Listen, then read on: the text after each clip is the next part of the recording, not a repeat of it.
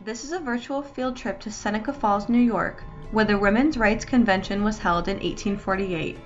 During this two-day convention, figures such as Elizabeth Cady Stanton, Lucretia Mott, and Frederick Douglass gathered in the Wesleyan Methodist Chapel to draft the Declaration of Sentiments, which was created in an effort to grant women the same equal civil, social, political, and religious rights as men. First, we will go to the National Women's Hall of Fame. In this museum, famous women throughout history are honored for their advocacy and dedication to women's rights. There are hundreds of women honored in this museum, and more are inducted every year. Politicians, athletes, educators, philanthropists, and scientists are some of the many careers these women held. Now we will hear from an employee of the museum sharing her favorite inductee with us.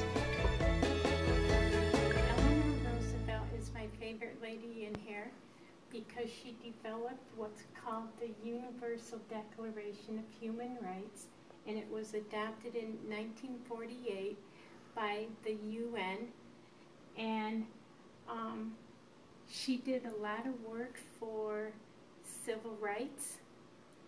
She was married to Franklin D. Roosevelt, and even though he was in a wheelchair, she did a lot of decision making for him. There was Marian Anderson, who was African American, who wanted to sing in, I believe it was Carnegie Hall, and people put up a fit about it. And Eleanor Roosevelt was able to get her into a different hall of a bigger magnitude because she didn't believe in segregation. She believed in women's rights. She helped fight for Social Security. She did a lot of amazing things for people and for the elderly for when they retired too. This is the plaque that stands outside of the Wesleyan Chapel commemorating the place where the Declaration of Sentiments was drafted and signed. The National Women's Rights Museum is next door. Here, you can learn all about women's rights throughout history and see pictures, artwork, and interactive exhibits. Here is a National Park Ranger sharing information about the museum, as well as the importance of women's rights. Why we're here. Sometimes people ask, why is there a national park in Seneca Falls, little old Seneca Falls, New York? Well, the reason there's a park here is something pretty special happened in 1848. And in 1848, the first formal women's rights convention took place in the Wesleyan Chapel, which is just down the street from us.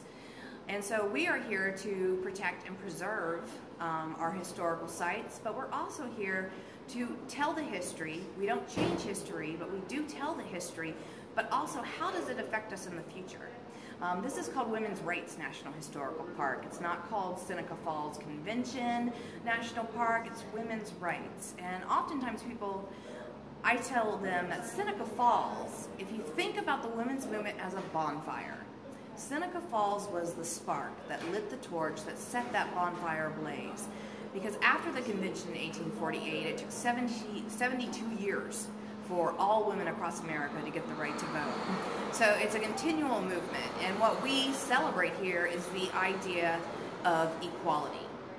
And so as you make your way through the museum, you're going to actually see things that represent not only what happened here in 1848, but how it kind of changed the history. I love this museum because it tells the story of all the women that came before me to ensure that all people are entitled to equality. All of the pictures and exhibits illustrate the women's rights movement, making you feel as if you're walking through time.